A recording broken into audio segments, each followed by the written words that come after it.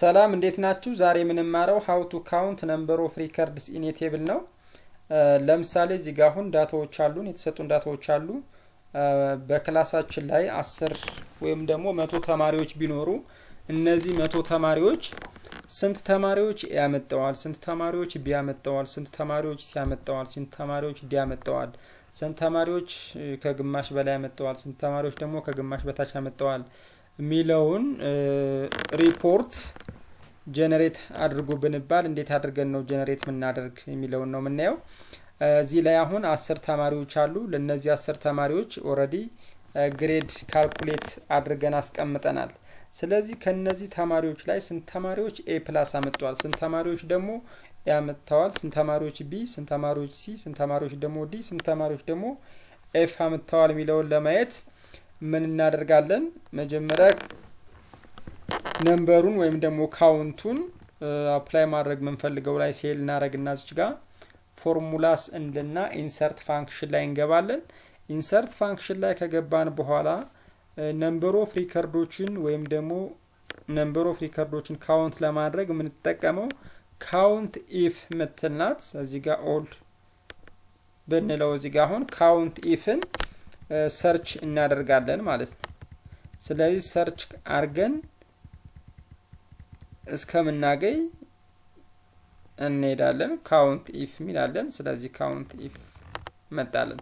አሁን ሬንጁ ከየት እስከ የት ያለውን ላይ ነው ካውንት ማድረገው ይላል። ስለዚህ ከተማሪዎች ሙሉ ግሬድ ላይ ምን አይነት ውጤት ያለው ነው መጀመሪያ ካልኩሌት ማድረግ የፈለጉት ወይም ካውንት ማድረግ የፈለጉት A+ ያመጣውን ነው። ስለዚህ የመደመር ኦኬ ዊዝን ደብል ኮት አረግና A+ ያመጣውን ልጅ በዚህ በደብል ኮት አድርጋለሁ።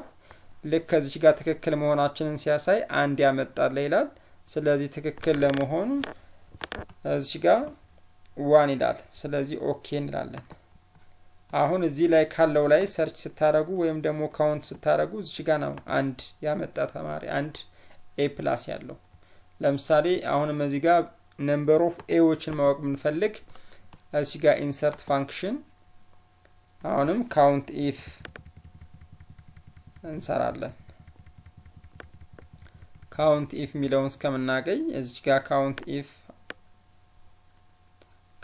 ኢፍ ሬንጁ ከየት እስከ የት ነው ሙሉ የተማሪውን ግሬድ እናስገባለን።